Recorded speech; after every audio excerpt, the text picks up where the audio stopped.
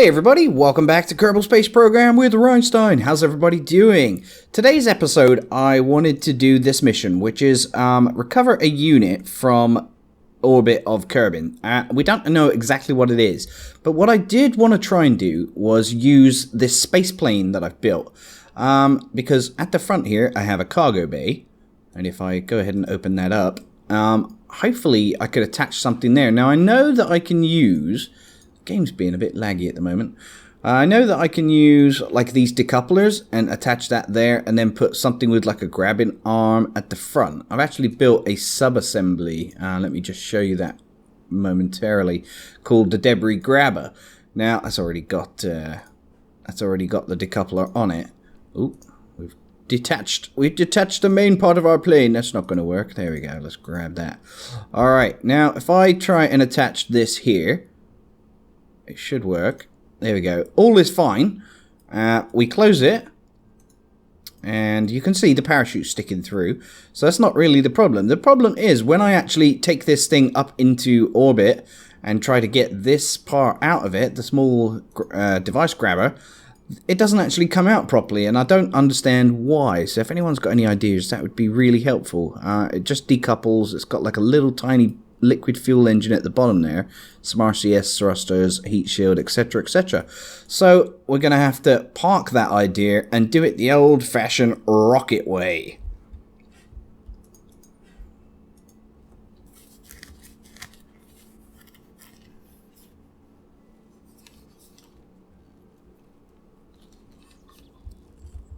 Alright, so the old-fashioned rocket way involves this little beauty. You can see the cost here. It comes in at $26,295. And on top, right at the very top, this is the final stage. So this is going to be the grabbing part of the rocket. I imagine it's big enough. I don't know exactly what it is that we're bringing back. There's one thing I need to be careful of, though.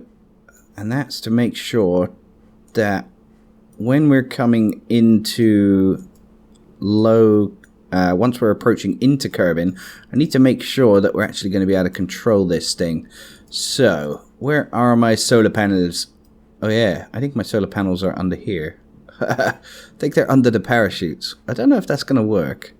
Should I try and grab them? I don't know if I can grab them. I'll tell you what I will do. No, they're not. There they are. They're on the side there. Okay, so I'm hoping that'll be enough. We've only got two batteries, 2 solar panels. And probably 2 parachutes, I would say, would be enough. What do you think? So essentially what's going to happen is this part's going to decouple, and then we've got a heat shield to take us home with whatever's on top. And 2 of these parachutes, I'm praying, will be enough. We're going to go and give it an attempt anyway. So without further ado, let's go to the launch pad. Hey, wait a minute. We need to fix our staging here. There we go, so that decouples, then that one fires, then that one decouples after we grabbed it, blah, blah, blah. So, alright, we've got plenty of RCS. Let's attempt our rendezvous with this beautiful piece of space debris. Like I said, no idea what it is. It could be huge, it could be small. The contract did say it's around a couple of meters big, so what could that be? Don't know, but what I am going to do is fast forward it to daylight, and we're going to take off from here. Now, I've got quite a high thrust to weight ratio on this rocket, I guess because I'm not exactly carrying too much fuel, and these little swivel liquid fuel engines are quite powerful.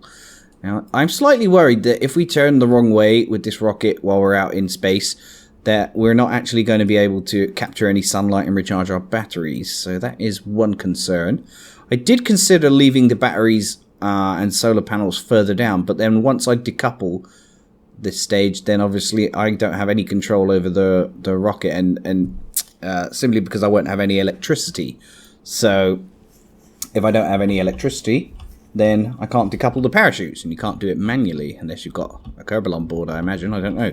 Anyway, once I reach over 100 meters per second, I'm going to start tilting to the right. Not too far.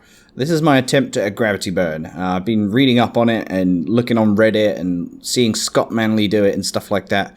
And current theories are that if you turn slightly to the right, once you're at about 100 meters per second, then you're doing quite good.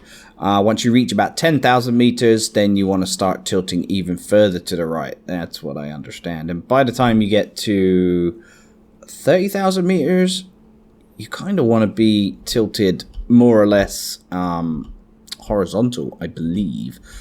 All right, now we're going to start tilting further to the right. And once we're at 10,000 meters, we're actually going through less dense atmosphere. So it's easier to control your rocket, and you can actually speed up quite a bit more. So I'm going to turn up my thrusters. My thruster-weight ratio is now at 3.3, if you take a look on Flight Engineer. All right, we're at 15,000 meters. I'm going to keep tilting right. A good way of doing it is the gravity turn, that is. If you can keep your little orange directional marker on the nav ball down here over the top of the prograde marker, which is this little green one underneath it, that's kind of what you want to be doing in order to minimize the amount of drag on your rocket and do a good gravity turn. Now, the thing with a gravity turn is you can do it without SAS on if you've got your rocket perfectly balanced and everything. I've seen Scott Manley do it. I'm still unable to do it. I can try, but no, it kind of wiggles out of position. All right, we're going to be at 76,000 meters now. I think we'll go a bit higher than that, actually. There we go. I've kind of messed up my gravity burn just a little bit, but not to worry. I'm going to go for maybe 95,000 meters. Now, that means we will be above the orbit of the object we're trying to get, which is right here. So we're going to set that as our target. Actually, not yet. What I am going to do is set my maneuver to give us a stable circular orbit around Kerbin. Now, by having my orbit above the orbit of the unit we're trying to get, we're going to need to slow down at some point in order to, get our encounter with it. Because obviously you need to encounter, otherwise you're not actually going to grab the thing. Now we need to change our delta V by another 1,500 here. I'm wondering if this rocket has enough. We've got 2,100 and a half approximately, 2,150. It's now gone down to 2,000 meters per second, and this gives us a beautiful opportunity to admire the scenery above Kerbin. Can you just imagine in real life if this was you and you were just above the atmosphere of Earth and looking down at this? I mean, we've all probably seen images in the media of all the space exploration we've done and stuff like that. But actually doing it yourself would be quite spectacular, I think. There we go. We're on our final stage of our rocket now, and we've only got 1,100 meters per second left. Like I said, slightly concerned, although it shouldn't require too much fuel to rendezvous and then lower our trajectory to land back down on Kerbin. There we go. I'm happy with that. Okay, so now what I'm going to do is set my target as this thing. So you can see you now get two little markers, and they say that we're going to be quite far away. I wonder if I need to fast forward here. I probably haven't done this perfectly. Well, I definitely haven't done it perfectly. But let's think about what's actually happening here. We're flying above the orbit of the intended target. So that essentially means it's going to take us longer to go around Kerbin than it is. So if he's going to be... That's where our target's going to be. That's where we're going to be. So essentially, we're freaking miles away. I think I'm just going to fast forward the game and wait until we get closer. Then I'll record again and show you what's going on. Okay, I'm back after way too many trips around Kerbin that I would not care to mention, probably about 10. I finally got an encounter here that will get us to within 3.4 kilometers of our target. Now, in order to make that possible, we need to fast forward until about 1 second. We've got an estimated burn of 2 seconds, and we need to change our delta V by 52 meters per second. I'm quite happy with this encounter because I still have 798 meters per second delta V left. Now, what I was doing when I was moving the maneuver node, if I decided to pull the maneuver node retrograde, what happened was I got an encounter which was quite close, maybe 4 kilometers away, but it did mean that I would be about... my periapsis above Kerbin would be about 40,000 meters, and I thought, oh dear, that's not good, because if I can't perform the maneuver in time, then it would mean that I would plummet and die, which is not cool. Alright, let's just do my burn here. Ah, there we go. That should get us quite close. Let's see. 4.8 kilometers away. Yeah! So what I did do in order to do my maneuver was just pull the little pink icons that come. Let me just show you what they look like. There we go, those little pink icons. Pulled those, managed to get an excellent encounter. Now, what we need to do is focus on trying to do this. This is really hard live, a lot more difficult than recording before you actually commentate. Now let me see, I think I'm messing this up once again. I will be encountering the object on the dark side of the planet. Oh dear. Okay, what I am going to do then is wait until we're on the light side. Now we've missed our encounter just a tad, but luckily I've got plenty of Delta V left. So that does mean I'm going to need to start burning towards the target. I've messed this up completely, but never mind. Alright, now this is reducing our relative velocity to our intended target. And there we go, we should be burning towards it now. There we go, as you can see, as we approach the light side of the planet, we are getting ever closer to our target. Now, I'm still slightly concerned we're not going to have enough Delta V here. I have messed this up royally, but there we go, we're within 16.1 kilometers now. What I do need to do is burn off all of this relative velocity, and there's a few little tricks I can do, which I'm not an expert at, in order to minimize the amount of Delta V approaching this. Such as, we know that the object is going that way to our left, so if we tilt our rocket further to the left, you can see we're not actually pointing at our target, but the prograde marker is coming over the pink target marker, which is perfect, good, because that's what we want. That will mean we've got an epic encounter. And we're still too far away. Let me just do that burn again towards the target. We've still got 491 Delta V left. If worst comes to the worst, we could use our RCS to lower our orbit back towards getting a landing on Kerbin. Alright, I'm going to burn that way. Let me see how close that gets us. 2.6 kilometers. Yeah, we're getting there. 2.5, 2.4. And we're looking directly at the sun. Shield your eyes, guys. That's going to blind you. We're going rather fast now. Let me see where we are in relation to the light and dark side of the planet. We've still got plenty of daylight hours left. Beautiful. Okay, where's our target gone? There it is. It's flying above us. Alright, I think what I'm going to do now is kill off all of this relative velocity. Not too quickly, but with enough haste to say, yes, we need to do this in the daylight hours. Now, I could have done this a whole lot better if I'd recorded before talking, but I didn't want to. And what we're seeing, again, what is our prograde marker moving towards our target marker on the nav ball, which is perfect. So I'm going to do my little cheat again, which is turn that way, because we know the object's going that way. So, let's see if this works. Oh dear, we gone too far. Oh dear, REinstein, you're completely failing, you idiot. How close is this going to get us? You can see it whizzing by us there. We're within 600 meters with 386 Delta V left. Oh, this is going to be tight. Can REinstein do it? That is the question. Alright, let's kill off our relative velocity. And once we're close enough, we can just switch to RCS, thank God. Alright, time to accelerate towards. There we go, it's coming towards us. Look at that, beautiful.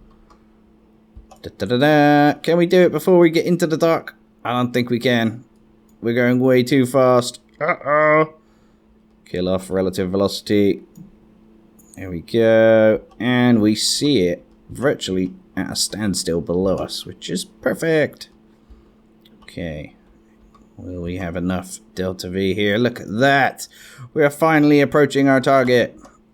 In fact, I can switch to RCS now, I think. As long as I kill some of this velocity. Get down to about 0.1. Beautiful. Alright, turn on RCS. And now if I press H, we should start moving towards our target. Yeah, look how fast that's moving us though. 0.1 meters per second. I need to decrease that. Alright, what I'm going to do is switch to control from here on our advanced grabbing unit. And that will make it a little bit easier to control my RCS boosters. Wow, they're so reactive.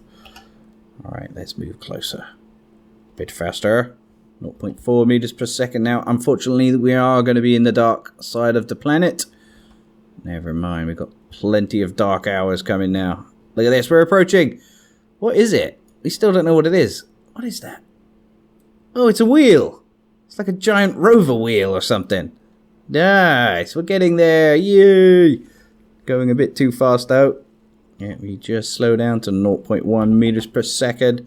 And prepare the arm to grab it. Okay, ready? Arm activated. Can't see a bloody thing. Which part would be best to grab it by? The wheel, wouldn't it? I reckon. Let's try and get to the wheel. Alright. Now we want it to go downwards and then forwards. There we go. Look at this. This is skill in motion. I've completely messed up the mission, but I'm still managing to do it, even if it is a bit messy. Oh dear, we're going too fast. 0.3 meters per second. How fast is that in miles per hour? Are we actually touching it? I can't see. Let's slow down again. There we go. Point ourselves towards it. And I think we're about grabbing it. Where we're grabbing it by, I don't know. Have we got it? Sort of. It's still moving though. Maybe those arms are going to make contact. No, they refuse.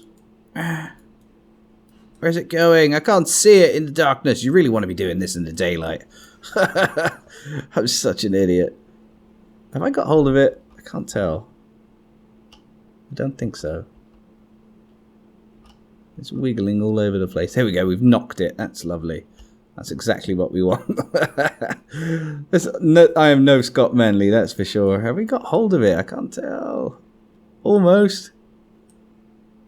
The other thing we need to consider is, can we actually land this with this amount of weight? There we go. We've made contact.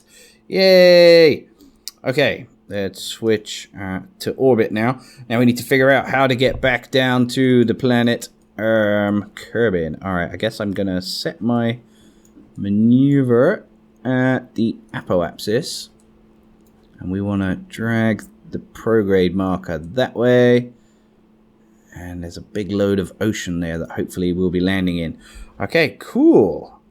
Ready? In 6 minutes, we need to do our burn of 87.6 meters per second. And we still got 227, so we should be able to do this and land nice and safely. Okay, are you ready? You ready for the burn? Aye, aye, Captain. Here we go. Power up the rocket. It's working. Do I even need SAS on at this point? I don't know. Somehow I've managed to grab this during the dark of night as well. I'm not quite sure NASA would do it the same. Nonetheless, that is how we've done it. There we go. Da, da, da, da. We have an approach down to Kerbin. Da, da, da, da. And we are whizzing over the skies. Here we go. There it is. We can actually see what we're carrying now. Yay. Alright. I guess very soon we're going to need to release this part of our rocket. Now, this is the scary part, because if I haven't built it properly, then it's not going to work. But whatever, we'll do it anyway. Haha! There's my heat shield with 40 ablator, and we are heading in the right direction. Let's speed it up now. And we're whizzing through the atmosphere and plummeting. This should definitely work. Yeah, we're not in any sort of orbit, and you can actually follow the trajectory line. And you can see it moving backwards, the point of where it ends, moving it backwards through the ocean. So I'm hoping we have enough speed to clear this landmass. But even if we don't, it might still be okay. But to clear this landmass and land down there. Okay. Let's see. Oh, we're now experiencing weird heating issues. Well, they're not weird. They're expected as we go through the atmosphere. Okay. How's our electricity doing? We've got 173 charge. Our ablator is ticking down to 37.8. And we should be alright. It looks like we're going to probably slow down enough to land on this huge landmass, though. We don't want to land on those big mountains. Otherwise, our parachute's not going to open in time. Oh dear, this could still go vastly wrong. Alright, come on atmosphere, slow me down enough, or not enough, depending on how you want to look at it. Look at where our point is going to land. That's the important part. If it goes back too far, we're screwed. Don't touch them mountains. There we go. We need to keep our rocket pointing retrograde because we've got our heat shield on the bottom of our rocket. If it was on the top, we'd need to point our rocket prograde. Okay, looks like we may just clear those mountains. Oh dear. This ain't good. Oh no, this ain't good at all. Look, it's going to hit the mountains. It may even get before the mountains. We may drop just down here if we're lucky. Oh god, this is scary. Yeah, it looks like we're going to clear the mountains. Come on. Yes, just land down here. So, the important thing to look at here is our altitude is 9,000 meters, but our altitude above the terrain is only 6,500. That means there's a difference of 2,500, and potentially we're gonna crash. Oh, crap. I guess... Open the parachutes. It's safe to do so, and let's see if this helps us in any way, shape, or form. We're still coming in way fast. Speed the game up just to get rid of some of our agony. I think you can change the deployment altitude of the parachutes, perhaps. That would have helped. But we haven't done it, and we're coming in too fast. But the parachutes have opened. The parachutes have opened, but what? We're going way fast still. Now, there we go. 4.8 meters per second above the surface. Yes! I think somehow we're going to do this. I didn't expect it. It's been full of errors, this mission. The problems with recording live. Hold on, if I use my RCS, can I slow down even more?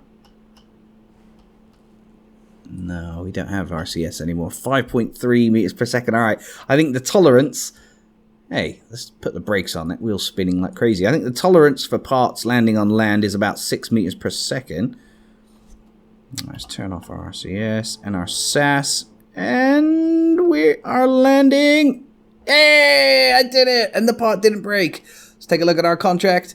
Obtain unit, blah, blah, blah, and then recover it. Let's press recover, and we should get payment. Wow. That was a bit of an epic mission. Like, you'd think going to Elu or somewhere would be the epic mission, but no, that was one of my most enjoyable. Let's recover it, and that should say we've now completed the contract. We have! That's excellent. Thank you ever so much for watching, guys. I hope you've enjoyed it, and maybe learned how not to do stuff. Please leave a like. If you want to share my video anywhere, that would be awesome too. And do consider supporting me on Patreon from as little as $1 a month. That would be really appreciated so I can continue to bring these videos to you. Take care, guys. See you soon. Bye-bye.